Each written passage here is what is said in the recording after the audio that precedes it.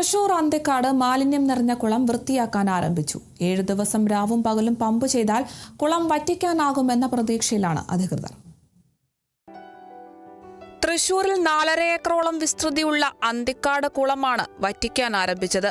കുളത്തിലെ വെള്ളം മലിനമാവുകയും ദുർഗന്ധം രൂക്ഷമാവുകയും ചെയ്തതോടെയാണ് കുളം വറ്റിക്കുന്നത്.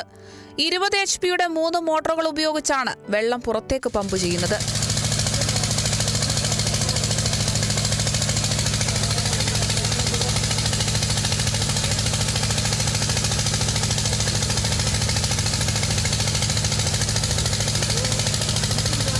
ഏഴ് ദിവസം രാവും പകലും പമ്പ് ചെയ്താൽ ഈ കുളം വറ്റിക്കാനാവുമെന്ന പ്രതീക്ഷയിലാണ് അധികൃതർ.